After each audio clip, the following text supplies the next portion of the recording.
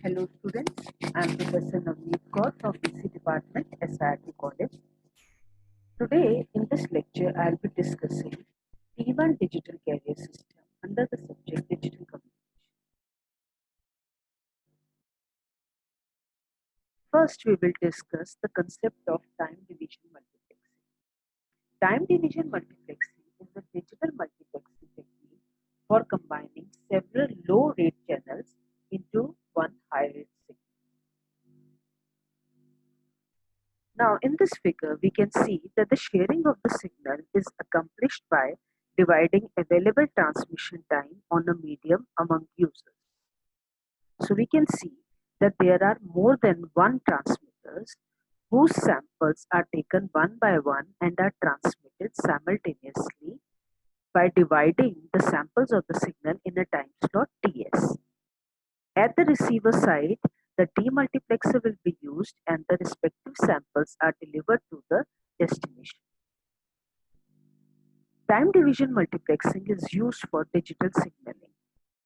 There are two types of time division multiplexing. First is synchronous time division multiplexing and second one is asynchronous time division multiplexing. In this lecture, we will be discussing synchronous time division multiplexing. In synchronous time division multiplexing, the multiplexer accepts inputs from attached devices in a round-robin fashion and transmits the data in a never-ending pattern. T1 and ISDN telephone lines are common examples of synchronous time division multiplexing.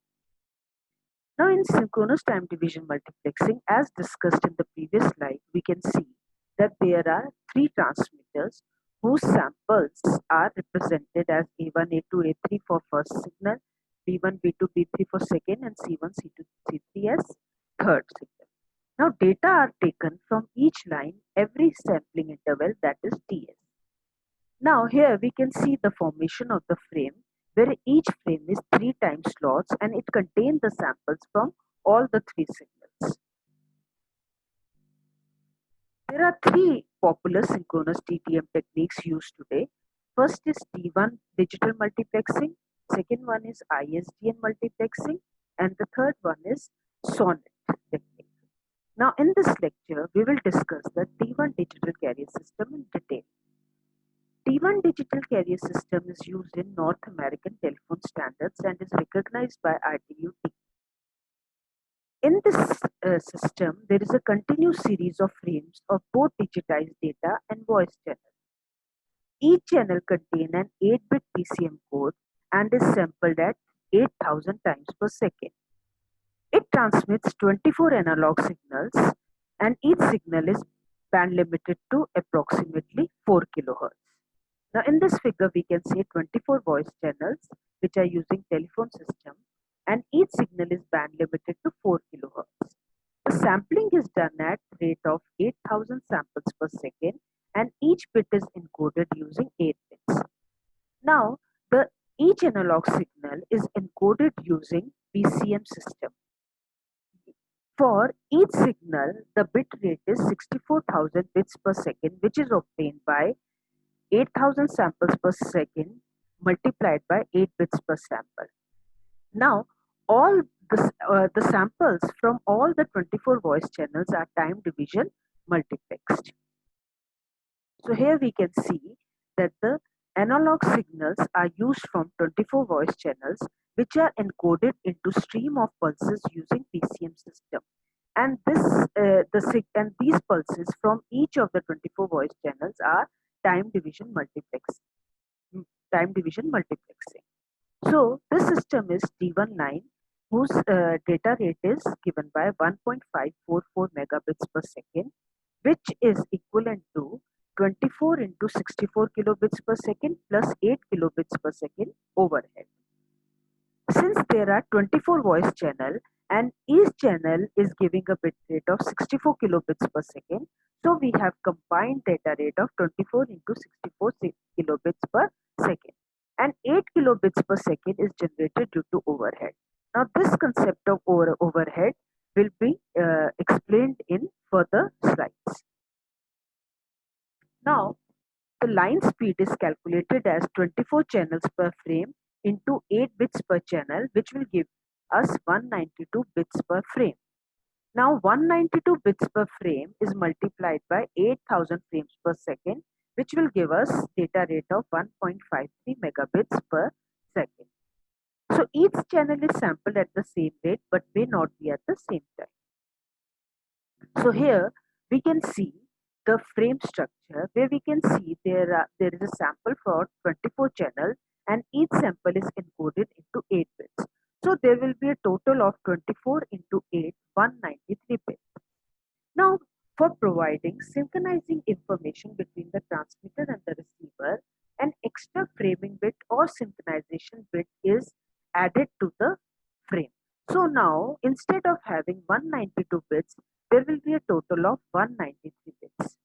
So the data rate will be 8000 samples per second into 193 bits per second, which will be equivalent to 1.544 megabits per second.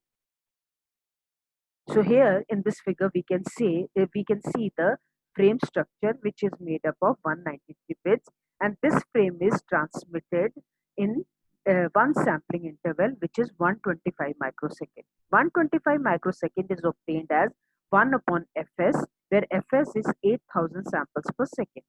So here we can see 24 time slots, where each time slot represents the sample from each of the 24 channels. So each sample is encoded into 8 bits. Now instead of the data bits, one framing bit is